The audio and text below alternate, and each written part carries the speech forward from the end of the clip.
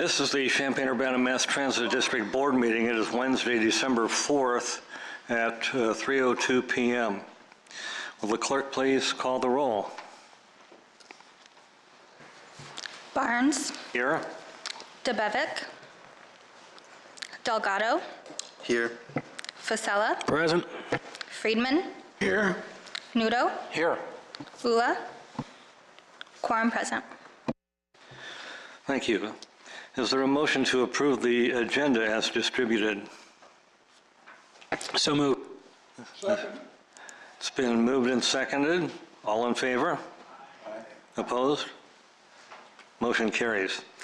Now we'll move to the public hearing on the general tax levy ordinance for fiscal year 2025.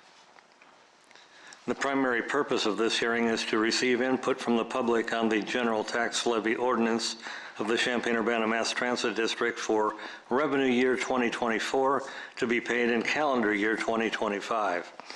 The notice of the proposed tax increase for the Champaign-Urbana Mass Transit District appeared in a black bordered notice in the News Gazette on November 22nd, 2024, and the proposed tax levy was posted on the district's website, mtd.org, under the financial documents for public review on November 20th, 2024. The affidavit of publication is available for inspection. Are there any comments from the public on the proposed general tax levy ordinance? Please approach the table at the front and state your name and address. This is an opportunity to make a statement to the Board of Trustees as a whole. We do not answer questions. Please limit your comments to 5 minutes or less. Do we have any comments? Apparently not. If there are no comments, I declare this public hearing on MTD's general tax levy ordinance for fiscal year 2025 closed.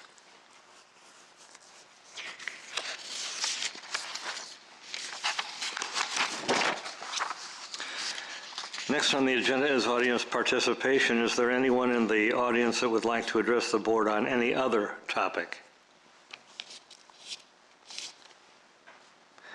Hearing none, we're going to move along to the next agenda item. Is there a motion to approve the Champaign-Urbana Mass Transit District Board meeting minutes from October 30th, 2024, open session? So moved. Second. It's been moved and seconded. All those in favor? Aye. Opposed? Motion carries. Next, we'll move on to communications. Are there any communications from the board? Carl, anything from you? Well, let's move on to the fiscal year 2024 MTD audit presentation by Baker Tilly US LLP. We are racing along here, so I'm going to invite Jody Dobson from Baker Tilly to come up to the desk, and she will be giving the presentation on their audits. And just press the button on the right. Yep. Thank you very much for having me here today. So we've completed the annual fiscal 2024 financial audit as well as the single audit. And I just wanted to provide a brief overview. You've received the finalized documents. There's actually two documents we receive. The one that has the, I'll say, fingerprint on the cover is the actual audited financial statements and single audit.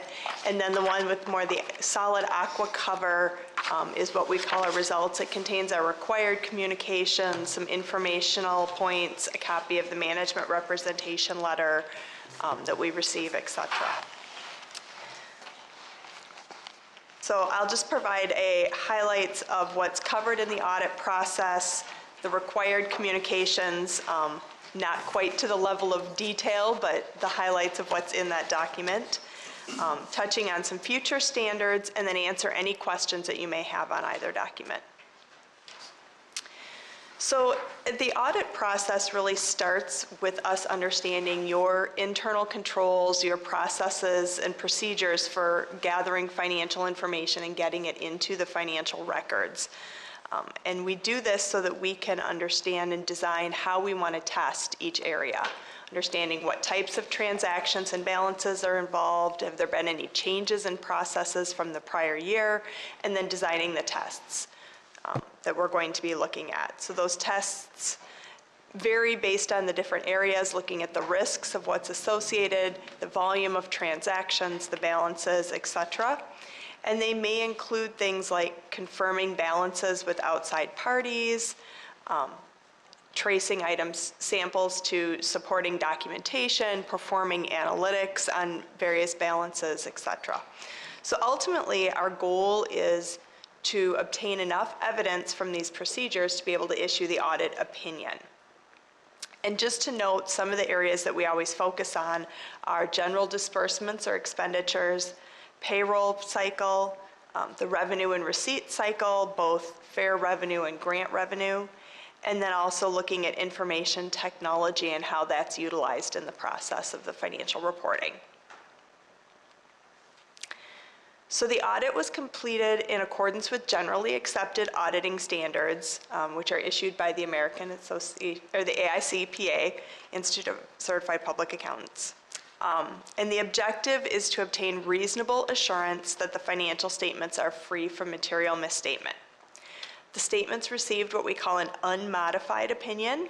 That's the highest level of assurance that we can give. So that lets you all and any outside readers know that the statements are a fair presentation of both the financial position at year end and the results of operations and cash flows for the year for the organization. In addition, if there were anything as we're going through our processes that we identified that we felt was a significant deficiency or a material weakness, meaning that there was a risk of a misstatement to the financial statements because of a breakdown in process or a lack of control, we'd be required to report that to you. And I'm happy to say there's nothing that we identified to report.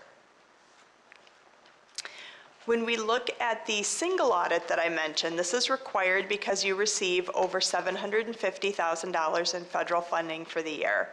And so here what we are looking at is for those grant agreements, we select, there's a very systematic process to go through and identify what are the major programs, they term them, that require detailed testing.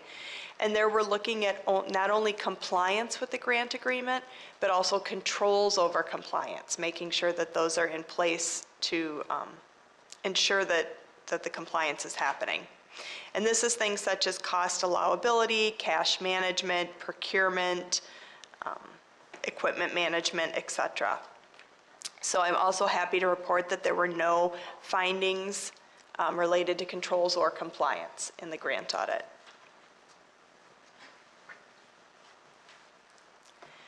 When we look at the required communications that are in that document, we outline what is the auditor's responsibility, and as I said, that's really to understand your organization, to design our test, to be able to issue our opinion.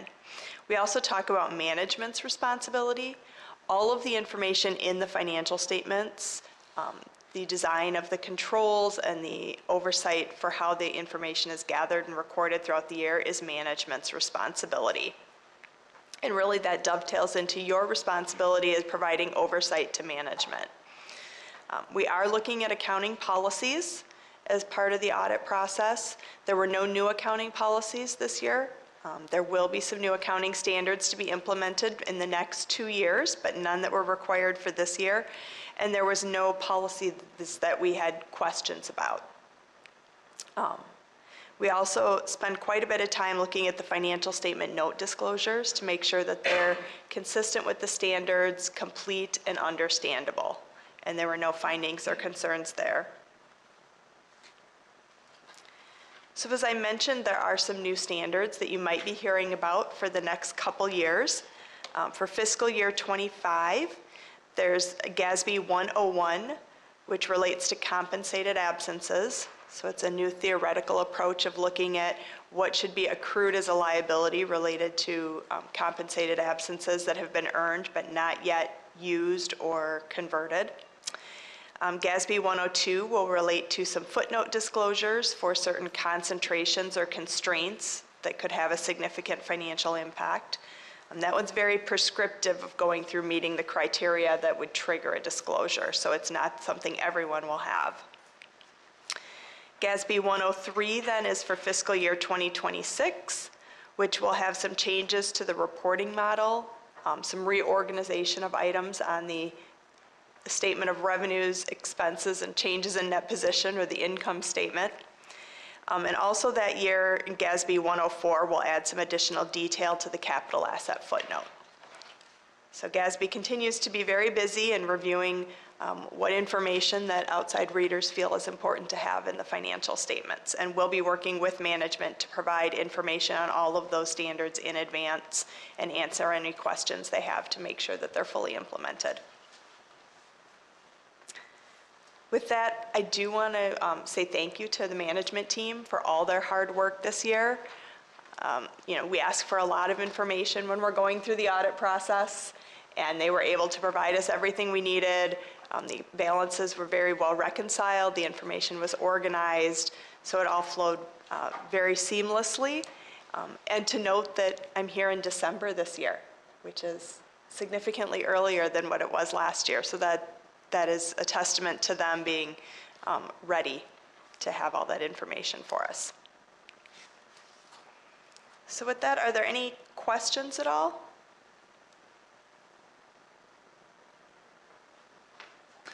Bill? Was there a write-up in here on the changes with GASB 104, or?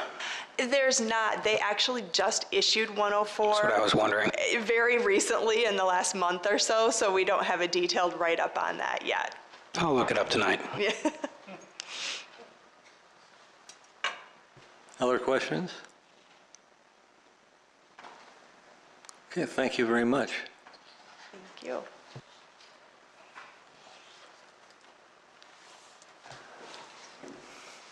Next is the Managing Director's report. Carl? All right, well, I also would like to thank Jody and our staff. She referenced that she's here in December.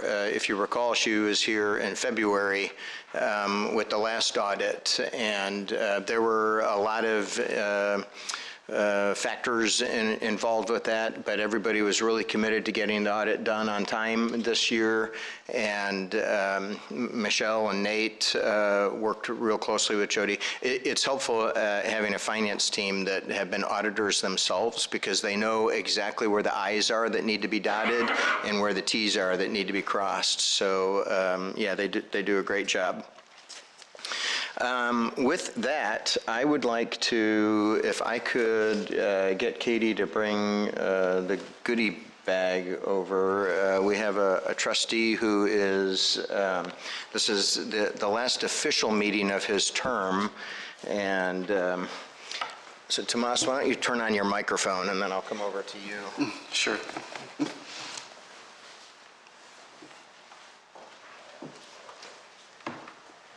So Tomas has been with us for 5 years, and so in compensation for his 5 years, he gets a really cool baseball cap, his very own personal bus stop sign, and a personalized jacket and a coffee mug. So Tomas, thank you very much for your support and your help.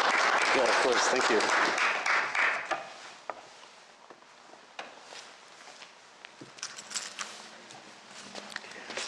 We don't, as I understand it, we don't quite have a replacement for Tomas yet, so he has agreed to at least stick around for a meeting or two longer while we attempt to encourage people to apply for that position. So thank you, Tomas.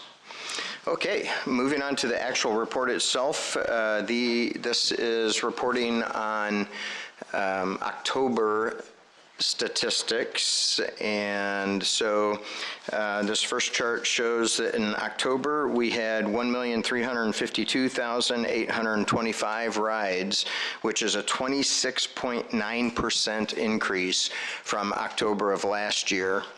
So you'll see in a couple charts from this one, you'll see the skyrocketing growth and recovery that we have been experiencing with our ridership.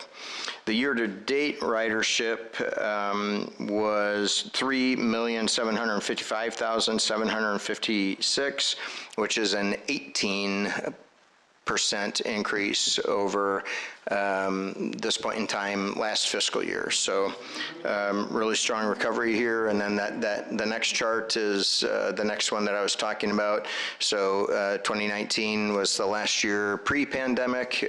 We got hit right between the eyes in 2020, and we've been crawling our way back ever since.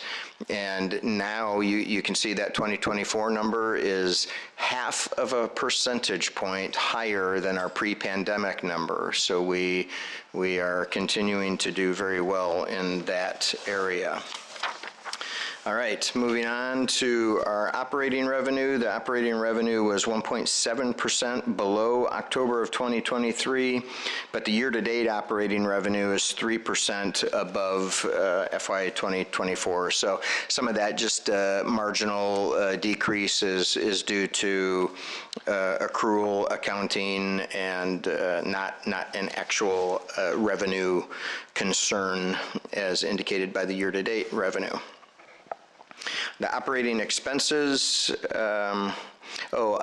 actually, I do want to note also a part of that decrease is interest rates are quite a bit lower than they were at this point last year. So our investment income is not doing as well as it had been last year. So that's a piece of that decrease as well.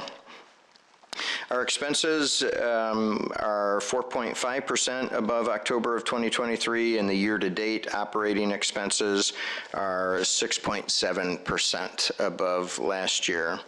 The year-to-date revenue and expenses, our operating revenues were $940,000 above budget, and our operating expenses were $1.5 million below budget. And with that, I would just like to thank MTD employees and many of our Board of Trustees who participated in our Combined Charities campaign this year. We set a goal of $24,000, and we exceeded that and had a total collection of almost $39,000, $38,777, and that's really fantastic. That comes from 79 total donors, 32 of whom were brand new first-time donors. So that's great, and really appreciate everybody's participation. And with that, I will take any questions that there are through page 125 of your board packet.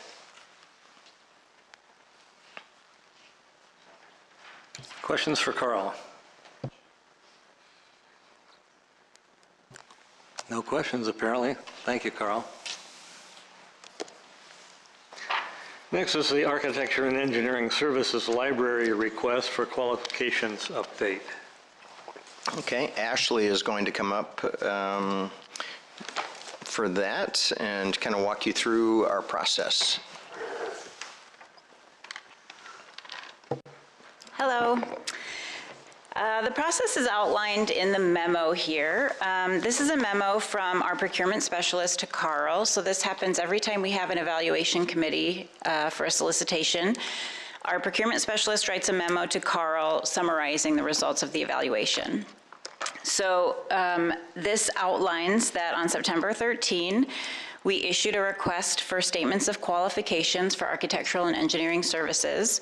And the point of this is to streamline our process a little bit and make it a little bit more consistent among all of the different architectural and engineering firms that we work with in town. So as a result of this process, we got 10 submissions, statements of qualifications, and we selected 9 firms to include in a library.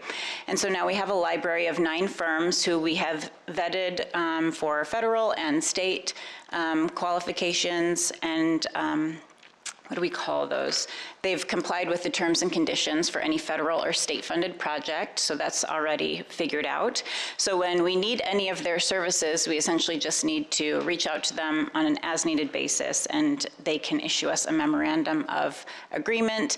And it's just a simpler, quicker process for us, where all of the regulations are determined ahead of time, and now we just have a library that we can tap into when needed. So the memo includes a table that outlines our evaluation criteria that we used, the evaluation scores, and then Table 3 includes the professional service disciplines that each of those 9 firms have said that they are willing to provide for us. So you can see kind of the broad range of services that we now, that now are included in our library. And I am happy to take any questions. We don't have a contract here for you to approve because there are no, services or projects at this time. We're just making you aware of this new process that we're implementing. Questions for Ashley? Dick? George? I just have a trivial question. When I read this in the packet, the word library struck me as an odd usage for this collection of whatever. I don't know. Why do we call that a library? That's a great question. So that is a term that is used in the federal regulations that describe how to go about procuring architectural and engineering services.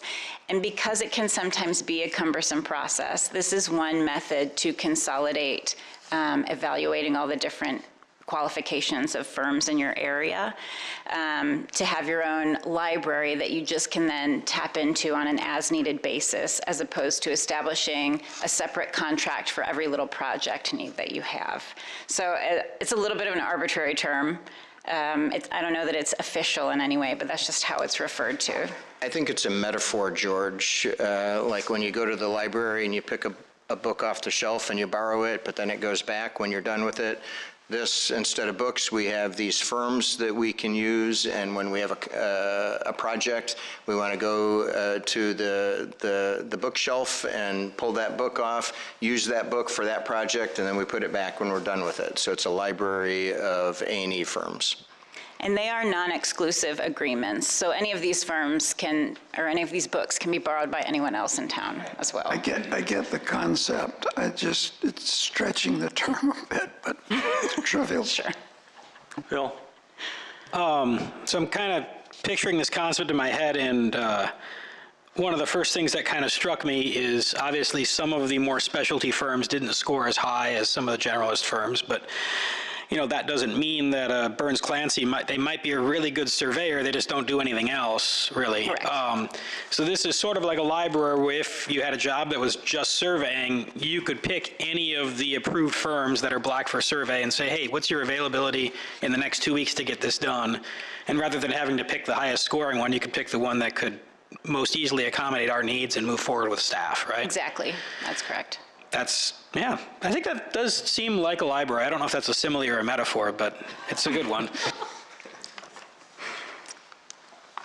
Alan? So in terms of an RFP program, or something that would handle or require an RFP, these would be the exclusive ones you would go to for these particular requirements or expertise?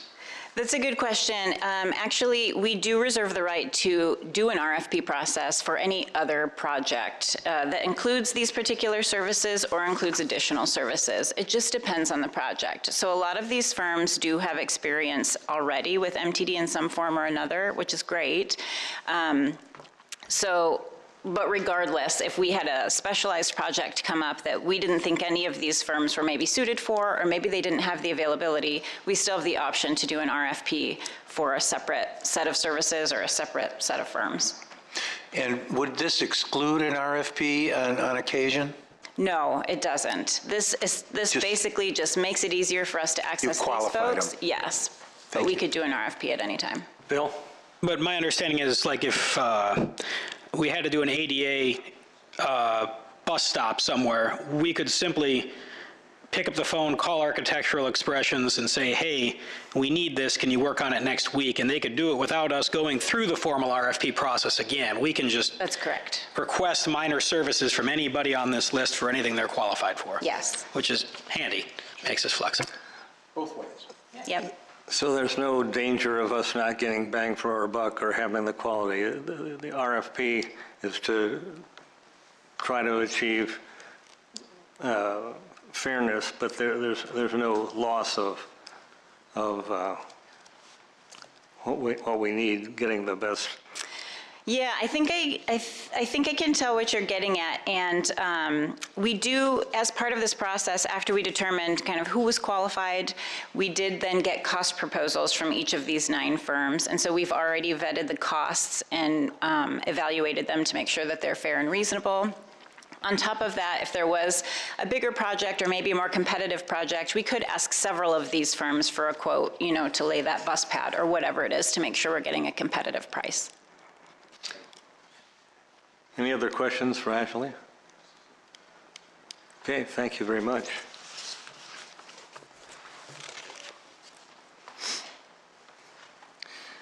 Next on our agenda is the Royce Whitty Downtown LLC introduction. Carl? Yeah, so I'm going to ask our development firm to join me up at this table, and the intention here is just to introduce the private developers that we've been working with over the last almost year and a half to you, and give you a bit of an update on the project itself. And so I am going to hand it over to them to give just a brief introduction of each of them, and then I'll take it back over a little to talk about the project itself, and then we'll just do a free-for-all circus event after that with questions and our attempts to answer those questions. So, guys. Testing. Okay. I'm Colin Carlier. I'm the CEO of Royce and Brinkmeyer Apartments. So we're a long-held family company here in Champaign that hopefully many of us have heard our name at some point in time. And then more recently, Royce and Brinkmeyer has become, in the last 2 years, partners with our next person that will introduce themselves, Dennis, on the Inman here, and then the parking lot behind the Inman in downtown Champaign, hence our involvement in the project. So thanks for having us here. I'm Dennis Whitty, President of Omni Development Corporation. We're out of Inglewood, Colorado, suburb of Denver. And I first got involved with the Inman, which some of you may have been tracking as the media as we're trying to bring that place back to life. And we also, since we didn't have any parking, we purchased the parking lot next door, and I understand that was already sort of in the process with you guys the first time around when you were working on the yards, and so we're trying to follow in the footsteps and activate all that, and I guess put the band back together again. Does that move? Yes. I'm Mike Royce. I'm the primary owner of Royce and Brinkmeyer and partners with Colin, and partners, of course, we are with Omni and Dennis on Inman. I'm a lifelong native. I have had a lot of development experience over the years, did 1 Main and M2 in the downtown. Actually, it was a catalytic response to the building of this building in 2002. So good job getting us all excited about where our community could go back then. And it's just a privilege to be back at the table figuring out how to activate the Illinois Terminal Expansion Project, and we're positive about it. It's kind of interesting. Mike mentions that Illinois Terminal is a catalyst for 1 Main and M2, that he was a principal developer on. MTD frequently talks about how Illinois Terminal was the catalyst to the turnaround in downtown Champaign, and we get pushback from some segments in the community on that statement. And generally, that pushback is followed by, no, it was one main and M2.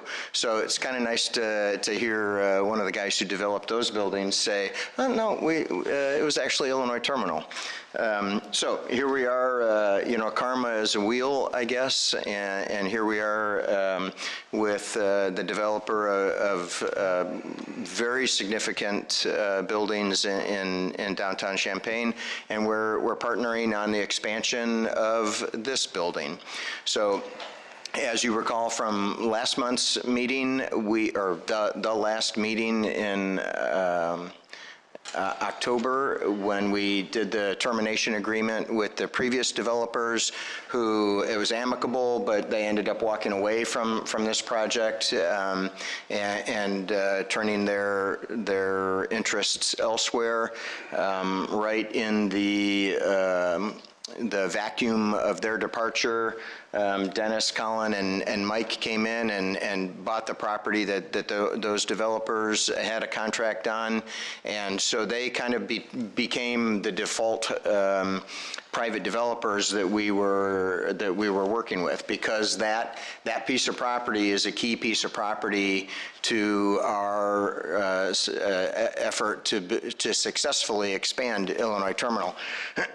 So, while the project isn't wildly different from what it was with the previous developers, it is different. And these guys have brought their own ideas to the table, asked a lot of probing questions, and it's been I know from your perspective, it has seemed like there just hasn't been there hasn't been a lot going on, but from our perspective, we talk frequently and meet regularly, and there has been a lot going on, and so much of that has just really been rebuilding the project and reconceptualizing the project, and that was an important process to go through, because they weren't involved with the first iteration of the project, and so it's completely fair, or at least we felt like it was completely fair, to say, okay, let's back up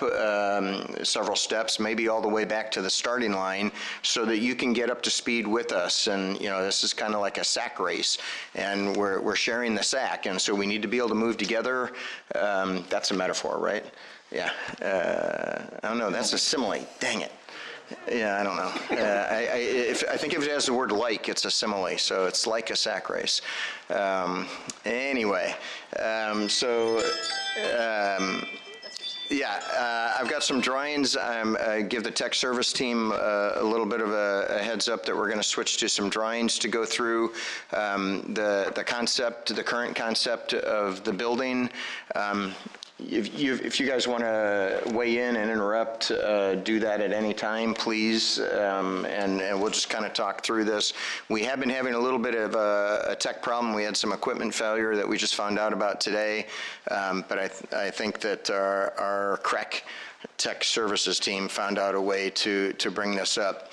So this is a ground floor overhead of the project area. Tech team, do you have a mouse that can move around? Yeah, great. Okay, you're going to be our pointer. So where the mouse is, that yellow building is the existing Illinois Terminal. And then the orange building to the south and west there is the portion of the new facility that will be expanding the office space and the leasable tenant space of Illinois Terminal. And then south of that will be all the new bus platforms.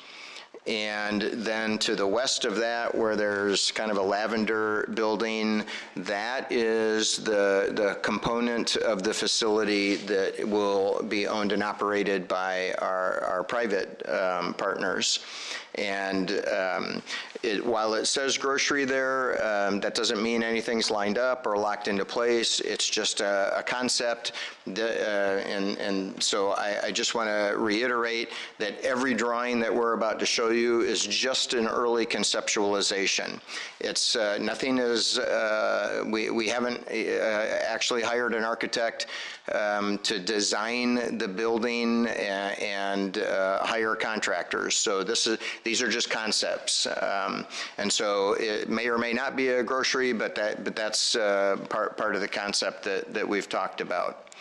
And of course, you can see the Inman, which these three folks mentioned that they currently own.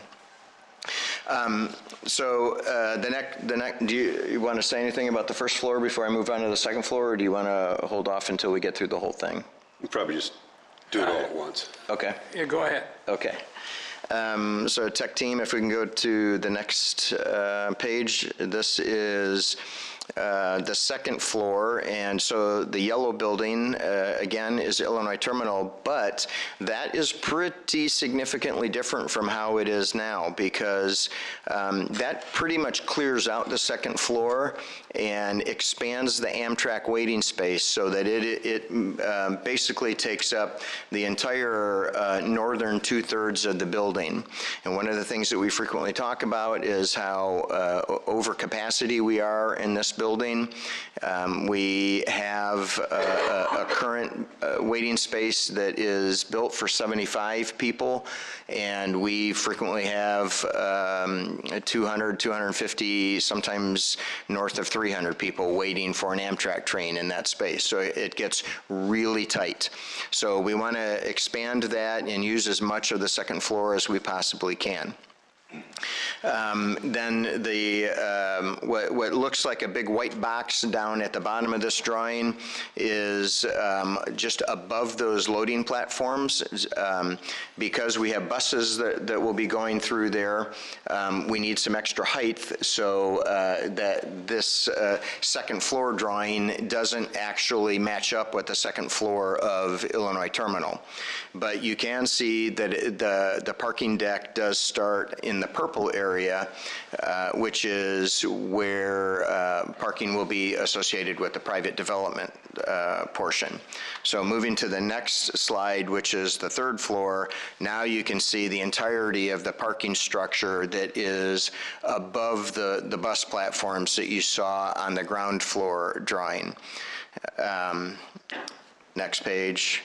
I think now we're just seeing the residential tower building up, and so I don't know if, Ashley, I can't recall if we have all the floors, or is this just representative of all the floors?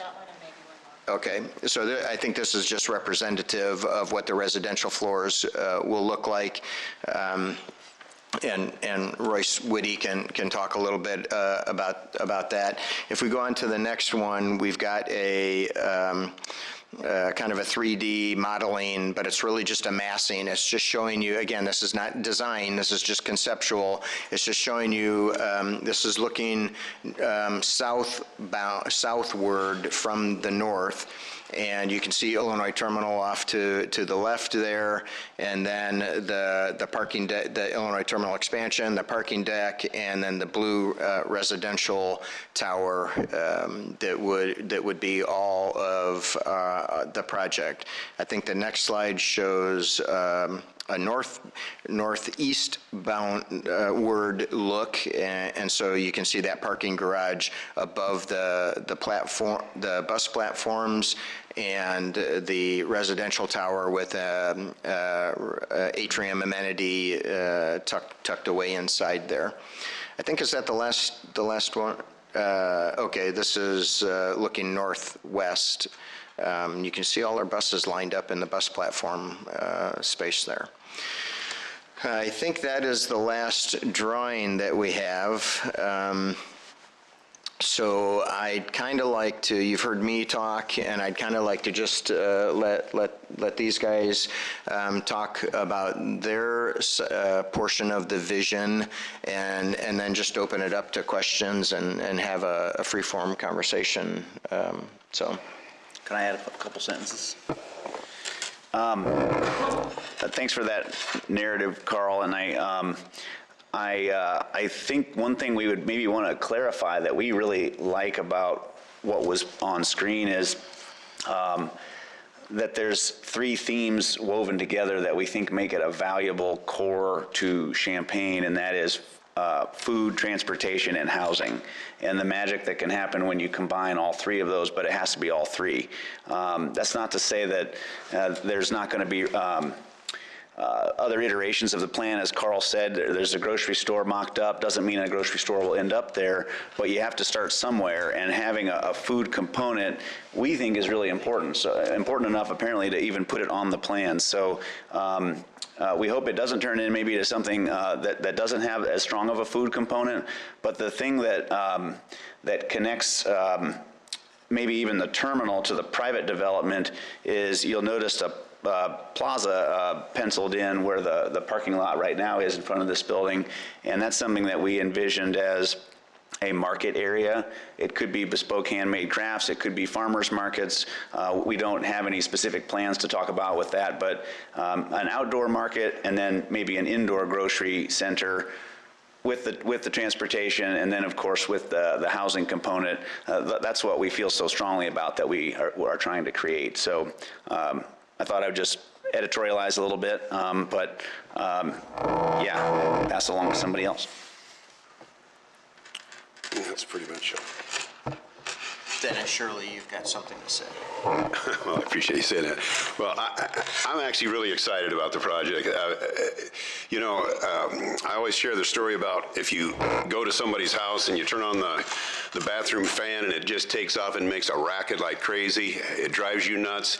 But you've been living in your house for 20 years and it's been that way and it just is no big deal. Well, for someone like me coming into town here and seeing the opportunity here, what I've seen is that this is a great opportunity to shut that fan down and make it work so that everybody loves it. So that's a terrible simile. Was I doing the simile this time? So anyway, that's my best stuff too. So I just wanted to share that I think we now have a chance to launch. We've been working very close with Carl. By the way, I've worked with bureaucratic groups before, and they've been just so difficult to just have each of us see each side's point. And I want to tell you, it's been a treat, and he doesn't owe me any money or anything.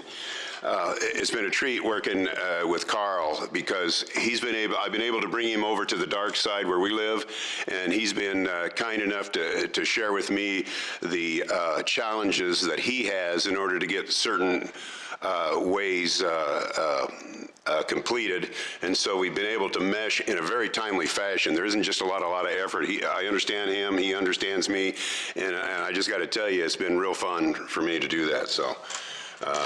And you don't owe me any money.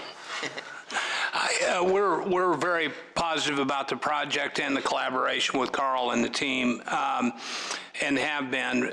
We did take the time to really study what caused the last development group, who were talented people, to walk off, and learned a few things during that process. I do want to point out that the residential tower, and we do believe very strongly in the TOD concept.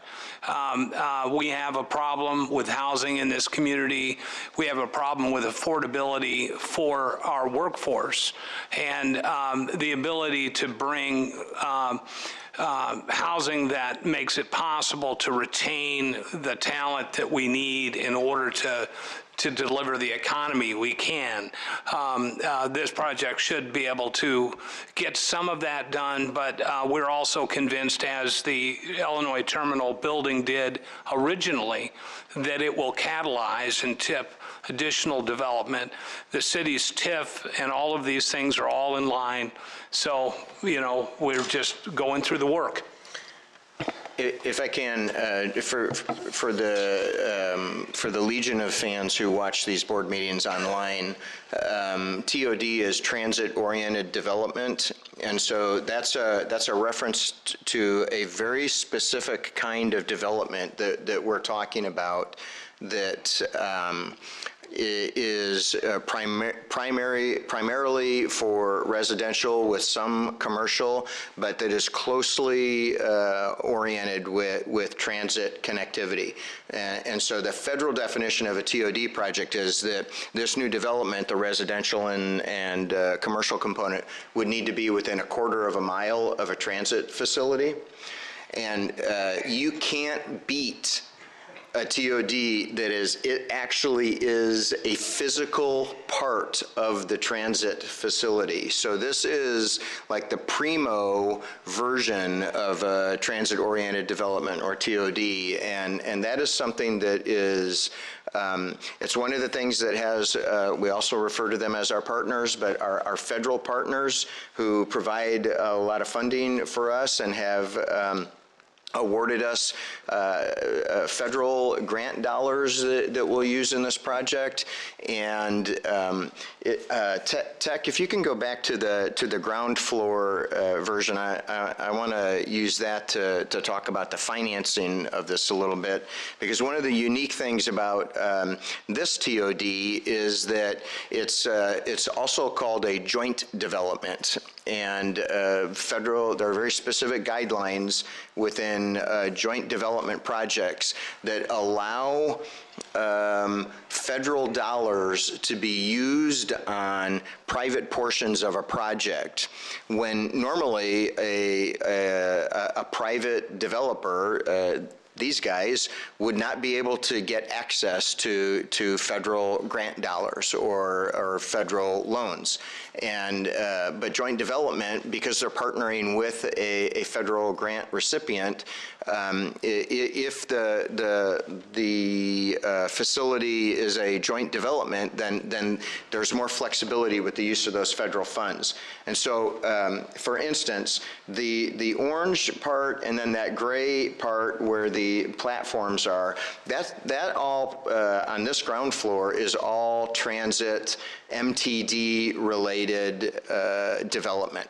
But because the building will span over Market Street and the lavender portion is actually a part of the same structure, we can use federal grant dollars on the foundations, on the support structures, the columns, and actually the exterior of the building of the residential tower. And so it allows the private developers to be able to access those grant dollars. And so we help each other in that way, because we let them use those grant dollars, and we let them use that at 0% interest, which is great for them. But then they pay back the grant dollars to the district over time, and that creates an operating revenue stream for the district. And so let's just hypothetically say for 20 years, we get, the repayment checks from the private developers that is counted as operating revenue, and that helps us provide the services to the community. So it's a great, it's the best use of quid pro quo that you could possibly have. We both are working to benefit the other, and that makes this project work for the community all that much better. I real quickly want to dip into talking about grant dollars. You can take that down, Tech. Talking about grant dollars, we have talked to you. I've given you some updates in my email updates to you that we're pursuing a TIFIA loan, which is a federal loan program that is federal money, but it does have to be paid back, and you do have to pay interest. So it's not grants, it's a loan instead. But the interest rate is very attractive when compared to the interest rate that a private developer can go out and get on their own. And so that's another way that we're partnering. MTD will likely be the sponsor for that loan, And then we'll have as a part of our development agreement, that will be a financer of their portion of the project, and then they pay us, and then we pay back the loan. So lots of details to be worked out on that. That's part of the development agreement that we are working on. In fact, we're meeting this coming Friday to discuss that. But I wanted to put that out there as well. Yeah. Yep. The thing about that financing is that most developers right now are sitting on the sidelines because of the high interest rates. And so with this TIFIA money, by the way, you guys just made the cut. It's at 150,000 census. That's where it stops, and I think you guys are 147,000 people in 2020. So that enabled us to develop a $49 million borrowing capacity for 2% money. Well, if this was a market project at 7%, or would you guys just do something at 5.9 something? We did, but for market rate debt, even today, we got a quote from a banker at 7%. Right. And so there's no way that we wouldn't be sitting here. We wouldn't waste your time with this. But because of that, that's going to enable us to continue to develop through this high interest climate and get this out in front of where no one else could do this. And therefore, with the cheaper money, we can now enable us to move forward as if this was a different time, a different climate. So that's the thing that makes this work as a joint development. I don't know if that's helpful. The other thing about that is that the low interest cost that is involved allows the amount of development for us to do in the community to be much more impactful than it would be if we were financing it typically. The development, the funding is much more tedious to go after. It takes a lot more work to procure, but the economic impact of using those low-cost dollars should be in the tens of millions of extra benefit into our community as a result of the effort. So. With that, I think we can open it up to any trustee questions. Phil? I think I could say I'm excited about both the project and the players here.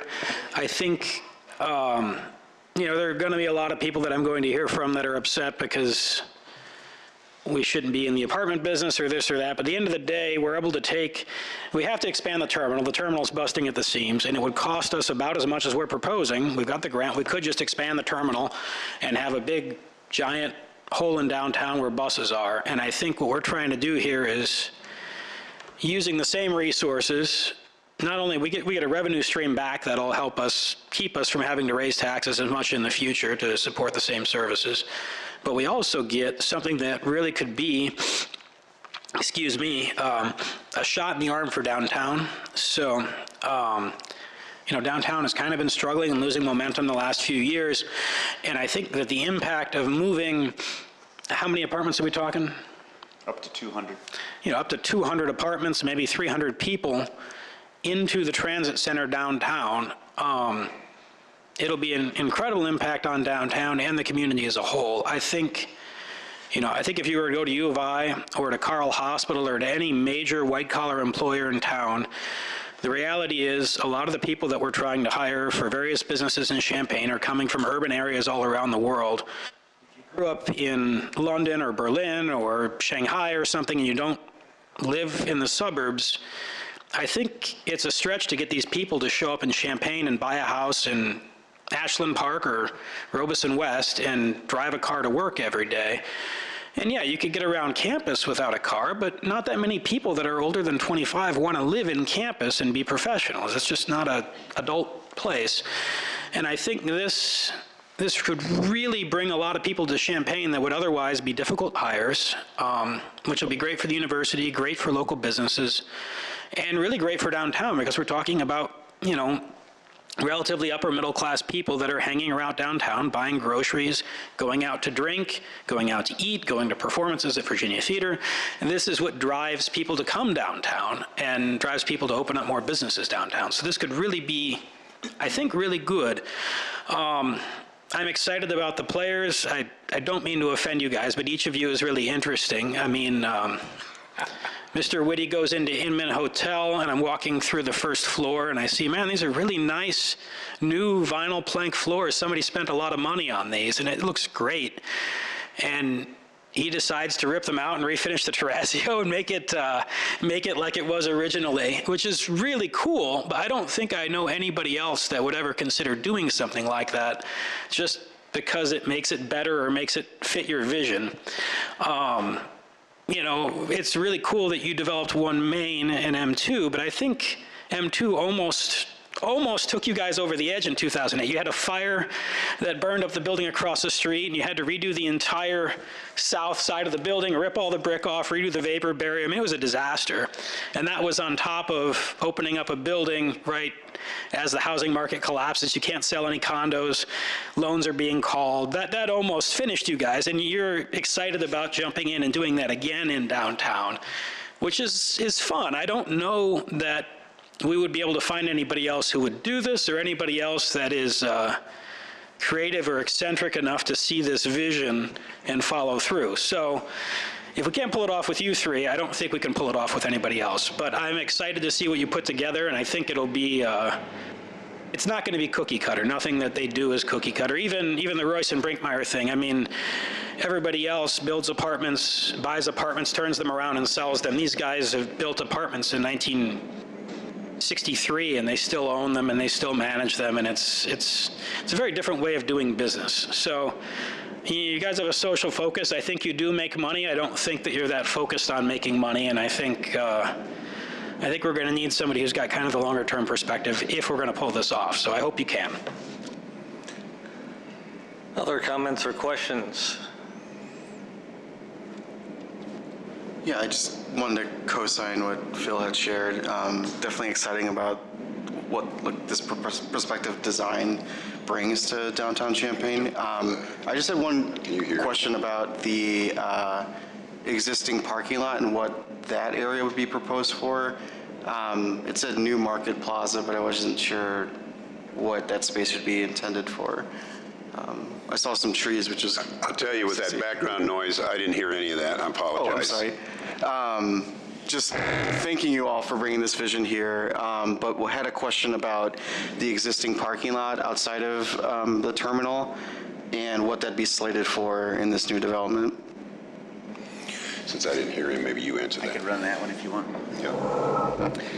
Mainly placeholder ideas are what's there right now, but they consist of a terraced area that could be used as an amphitheater, with the idea that this would be a plaza for congregation, and there could be some programming of some kind.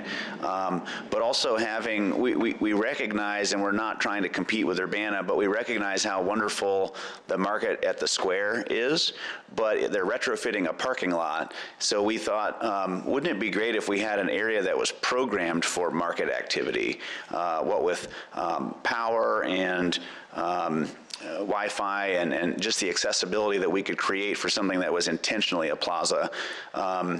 So it was meant to be an outdoor market plaza with an entertainment component. And so that's what is on the plans that you saw earlier. Great, that's really exciting to think about. Anything additional?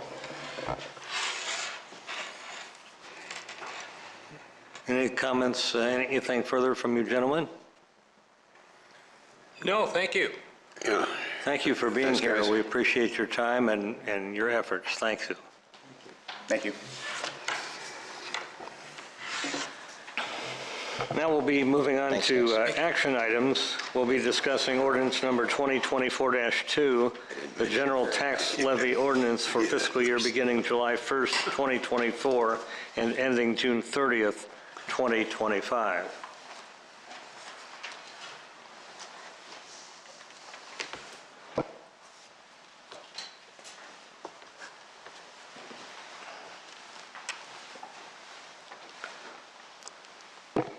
You can call, you can call for the question. Are there any comments or questions before we call for the question? Okay, in that case, is there a motion to approve ordinance number 2024-2? So moved. Seconded. It's been moved and seconded to approve ordinance number 2024-2, the general tax levy ordinance for the fiscal year beginning July 1st, 2024, and ending June 30th, 2025 for fiscal year 2025. Will the clerk please call the roll? Barnes, Yes? DeBevick, Delgado, Yes. Fasella, Present, or yes, aye. Friedman, Yes. Nudo, Yes? Fula. Motion carries. Thank you. Let's move on to our next action item. We'll be considering the appointment of a district assistant secretary. Carl? Okay, so as you recall, we have our new board secretary, well, not actually new anymore, but relatively new board secretary, Katie Good. And so now that we have her in place, we are ready to appoint our assistant board secretary. And we just are so lucky that we have a current employee with oodles of experience, and she has agreed to step up in case Katie is absent and be the assistant secretary, and that is Sasha Green. She's been with the district now for, gosh, I should have looked this up, but I think 6 years or something close to that, and she's terrific. So we would ask that you appoint Sasha as the assistant board secretary. Questions, comments? Is there a motion to approve appointment of Sasha Green as the district assistant secretary? So moved. Second. It's been moved and seconded. All those in favor? Aye. Those opposed? Motion carries. Next action item is to consider the proposed bylaws amendment for remote participation of trustees.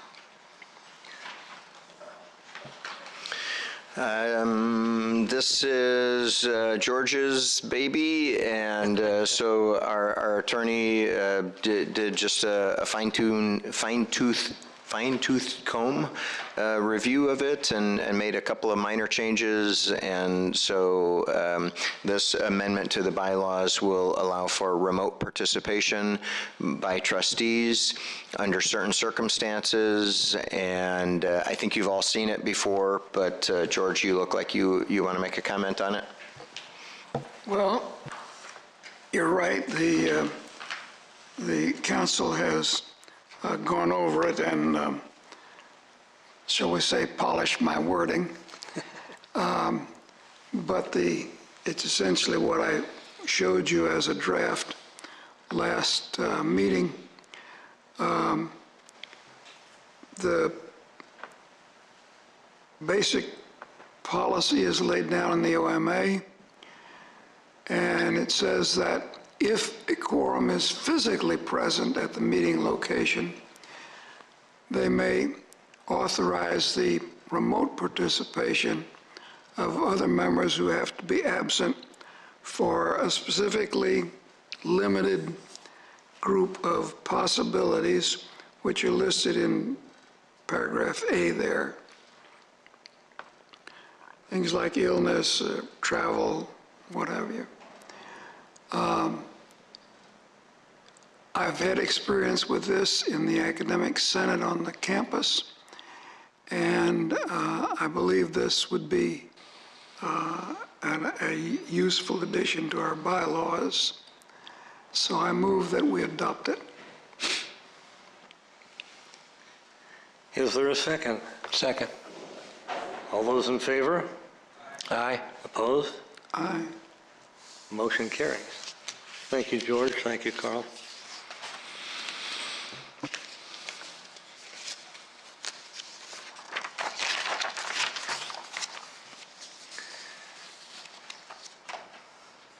Our final action item is to consider the approval of the 803 rooftop reinforcement and solar expansion contract. You have that in your packet. Is there any discussion? Phil? I was slightly curious about the roof reinforcement component. So this area it was being built on was built relatively recently, right? Is there, was it just an oversight that we didn't spec the roof trusses such that they could support this array with the idea we might expand the array? How did we end up here? Do you want to do that or me? Well, I tell you, Phil, you just go right for the wound, don't you, and stick your finger in there. No, we did, we, MTD, did ask for the building to be designed with the idea that we would be expanding the solar array. Then fast forward about 8 years, and we have different engineers, structural engineers, who are doing the work for this project versus the ones who designed the building. And standards have changed since then, and so the new engineers said, we're not going to certify this. We won't do this work because we don't think that building we don't think that building meets the current design standard. We went back to the other engineers and they said, we think it does, but it certainly did when we designed it. And so, you know, good luck. And so with the new design engineers basically saying we're gonna walk away from this if we don't do the structural reinforcement, that really, if we were going to do this painted us into a corner to have that structural work done.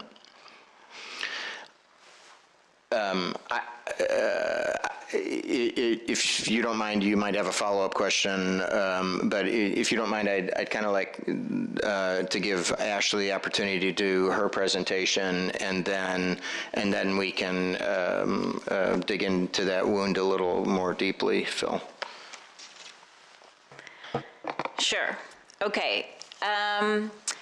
Well, we did talk about this at our previous meeting. You might remember I gave you an update on this project. So to recap, we got a Rebuild Illinois grant for $2.1 million a couple years ago to expand the solar array on the roof of 803. Since then, we have gone out to bid for the project twice. The first time we went out to bid, we had only one bidder, and the bid was significantly above our budget. So we rejected that bid. We reconsidered the project, rescoped it, evaluated different locations, evaluated different solar installation methods, and decided to rebid the project again in the same location with a slightly different scope. We did some additional advertising. We repackaged it to try to make it a little bit more clear and straightforward. Unfortunately, again, we only got one bid on the project, and it is still over our budget. But because we knew it might be over budget, again, we did allocate additional funds toward the project in our fiscal year 25 budget. The line item says $5 million total for the project. So we did anticipate the project being above our grant amount for sure. But the project was still above our engineer's estimate. And so because of that, I explained last time, we took a little bit of time to check in with IDOT, who provided the Rebuild Illinois funds, to make sure that they were comfortable with us moving forward, even though the bid was significantly higher than our budget. So after speaking with the engineers, the bidder, we feel comfortable that the bidder is responsive and responsible in terms of the project. So that's why we're bringing it to you today. And IDOT also gave us the go-ahead to bring it forward as long as we determine the bidder to be responsible. So that's what we're doing today. In the memo, you will see some of the details I just mentioned, as well as the bids themselves. The bid was divided into two parts. There's a base bid, and actually, if I could have tech services bring up the graphic for this project, I just want to explain a little bit. There's a base bid and an alternate bid. The base bid includes most of the roof, but excludes a portion of the roof over the mezzanine, and it's actually the portion that's outlined in the white dotted line. So this is an entire roof, a picture of the entire roof of the building. The part that looks orangish is actually mostly clear right now, but this is the engineer's mock-up of where the additional solar panels would go. It's a bit of a heat map to evaluate, how far of a distance they would have to give around the elements that are already on the roof. So the portion outlined in the white dotted line is the portion over the mezzanine in that facility. And so the base bid does not include the mezzanine. That portion over the mezzanine is a little bit more expensive because there's just some additional time and resources involved in protecting the equipment and the things that actually exist on the mezzanine in order to do the roof reinforcement work. So we separated that out. So what's before you is the base bid or the base bid plus the alternate. So the base bid plus the alternate would include the entire roof, the mezzanine and the rest of the roof, to maximize the entire roof area. So those are the numbers presented in your packet and the numbers that we would like you to consider. I guess I'll open it up for questions at this point.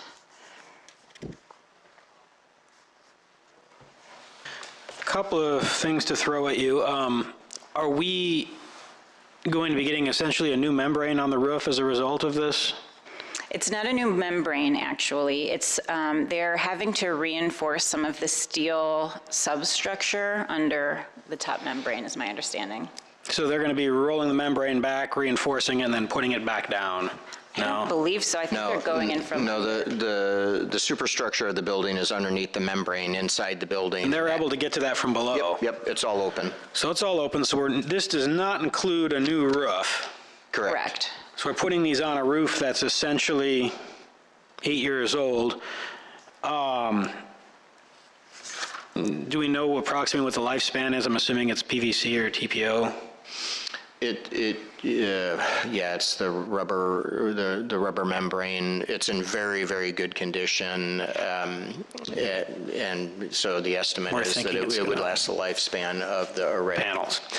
Are we getting any type of SREX, investment tax credit, anything on top of this? That is a good question. We have spoken with a consultant about what kind of investment credit we could get for this project. And without paying them to dig more into the details, they essentially said 25 to 50% off the total project cost. So I'm assuming that's the cost, that's MTD's cost, maybe excluding the grant money, but still that would get us 25 to 50% of MTD's investment back on the project. And we're going to pursue that. Correct. And then, so we got SREX, we got the investment tax credits. We may need to, I'm sure you've done the solar array stuff before. Is this it? So they're phasing out the net metering ability as of January 1. However, if you expand an existing array on an existing Ameren account that already has net metering, we will still be eligible for net metering on the expanded array. Is this essentially getting bolted onto an Ameren meter that already has solar? So it's a little bit different than that.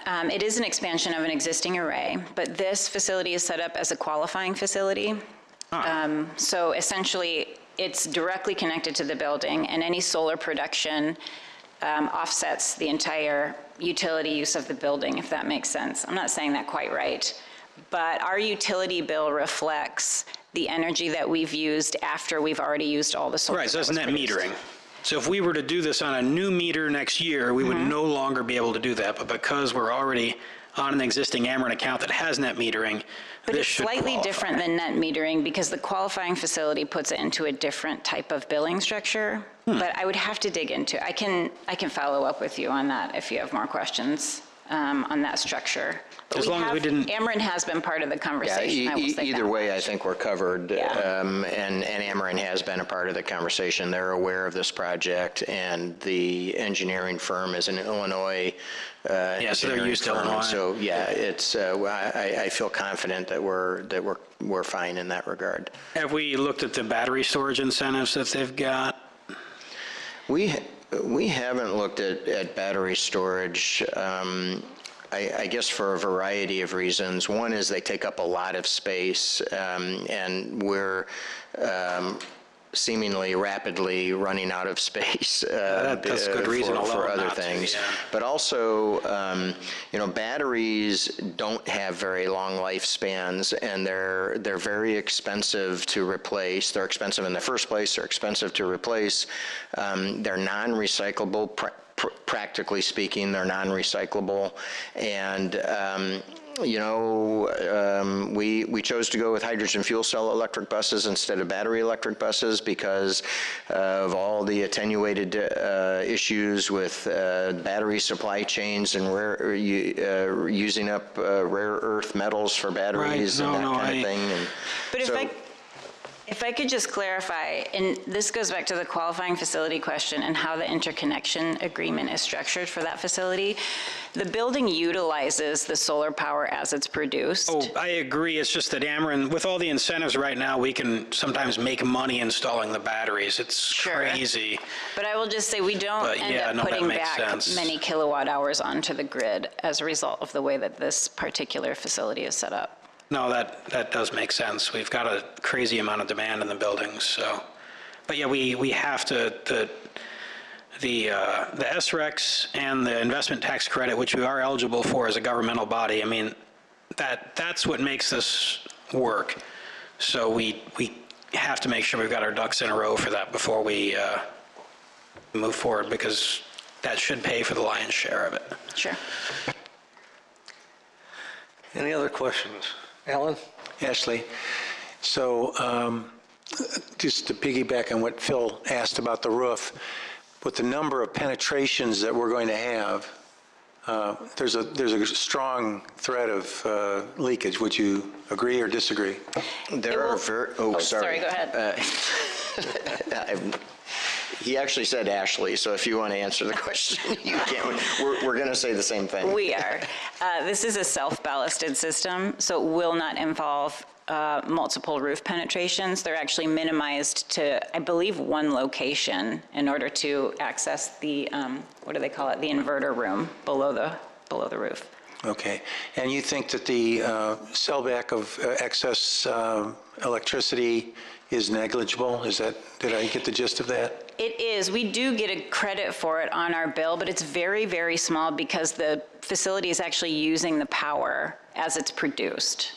And the needs of the building greatly exceed what's currently there. So even with the expansion, the full array would account for about 50% of the building's total power usage. How much will we save with the 485,000 kilowatt hours that we produce? With 400, one second, I did calculate this. It's a very rough estimate, but, I'd say maybe 50,000 a year. oh my gosh. Yeah, I have 48,000. That's amazing. Good job, Phil. And if we did the full array, it'd be closer to 60. So again, the last statement in your write-up on page 134 is that you're thinking that it's a possibility that we could recapture 25 to 50% of the project costs. This is public knowledge now that we're broadcasting this out to the public, and any taxpayer is going to look at something that is over twice the original estimate, is going to say to themselves, if you're going to save 50,000 a year, what's the payback? And it's 50,000 into 3 million bucks is a long time. So I'm debating whether to introduce an amendment or just get something from admin that says we will pursue that 25 to 50 and report back to the board the findings within a reasonable period of time, because I don't know what's out there, how long it takes to request that But in some way, shape, or form, I think we are responsible to the taxpayers to say this thing is 2.5 times the original cost. We're all green. We all feel strongly about that. I drive an electric car. But I think to take a look at something like this, we need to be prudently aware of what the taxpayer is going to look at this, how they're going to look at this. Phil? Yeah, I mean, specifically, I'd want to ask about the smart inverter rebate. I'd want to know about the Illinois SRECs. There's a component to the investment tax credit, or the government equivalent, that's based on the census tract income, and that's based on lottery. So there's going to be a 10% variability there. But we want to know, there are varying interpretations. My understanding is if the steel for the racking is made in America, we should be able to qualify for the Build America, which would add another 10%. This is going to be a prevailing wage job, so we should hit that metric. But I kind of want to know where we're at on all those and how much of that we're going to be eligible for. And it shouldn't take a very expensive consultant to tell us that, because I mean, I know a lot of people that do it. So I guess having a guarantee from that consultant or something would be nice. But I'm assuming we have Ameren approval already lined up. Yes, and the consultant I was referring to was Baker Tilly, who we've worked with on some other, on our audit, of course, and some other tax-related questions. My understanding is that we would file this credit with our taxes in the following year, but I'm not positive about that. But we can certainly get additional details from them. And the SRECs are through the state of Illinois, so those are separate from the tax incentives. That's correct. And then the inverter rebate is through Ameren. Yes. So I'm not willing to delay this vote. I think what we need to do is get some assurance or some codification in the amendment form that we do get a report back on what we recaptured on the 25 to 50% level. I'm just open to what the board thinks. Alan, you just nailed exactly what I was going to say, because we are out of time, and we had to actually ask this proposer to extend the life of his bid proposal so that we could get this to you for consideration. If you want to include as an amendment to give direction to staff to do these things, that's fine, because we've already committed to doing them. We brought it up. We told you in the memo that we were going to do it. We will pursue all of these things. What I can't tell you is that we'll have answers to all of these things before we sign the contract with the contractor, because the timing doesn't match up at all. And some of the work you can't even do until you have until the array is in place. So we absolutely have every intention of pursuing all of those aspects that Phil mentioned, that Ashley laid out in the memo.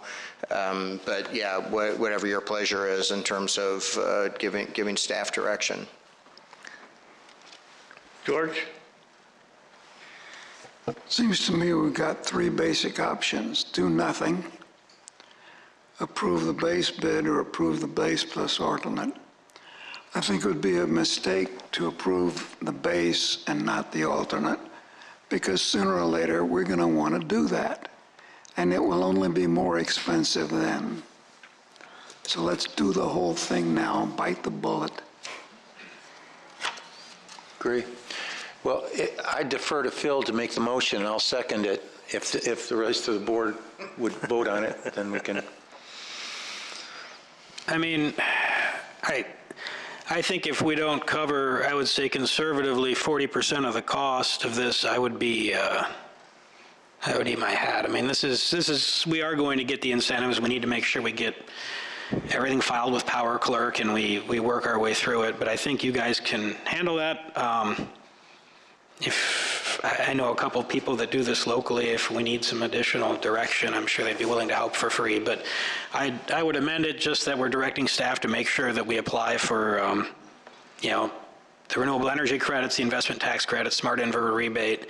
Then we have all our ducks in a row before we pull the trigger on actually beginning to build. But I think you could do that within a week or two.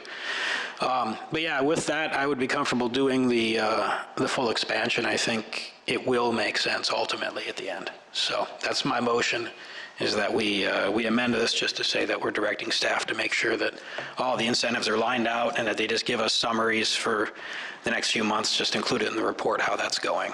And I'd be good with that. So moved. I'll Is there second. a second to the amendment? I'll second. Okay. All those in favor of the amendment? Aye. I think you're going to want to do a roll call, Dick. Roll call. Okay. Will the clerk please call the roll? Barnes, Yes? DeBevick, Delgado, Yes. Fasella, Aye. Friedman, Nudo, Yes? Ula.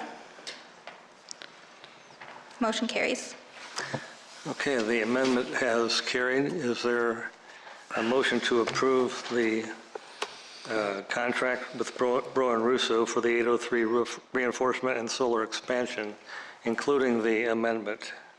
So moved. Second. All those in favor? Aye. Roll call Roll call. again. Sorry about that. Thank you. Will you call the roll, please? Barnes, Yes? DeBevick, Delgado, Yes. Fasella, Yes. Friedman, Staying, yes. Nudo, Yes. Ula. Motion carries. Thank you. That's the end of our action items. The next regular Board of Trustees meeting will be on Wednesday, January 29th, 2025 at 3 p.m. here at Illinois Terminal 45 East University in Champaign. Do I hear a motion to adjourn this meeting? So moved. Second? Is there a second? Second. All those in favor? Those opposed? Motion carries. Meeting is adjourned. Thank you all.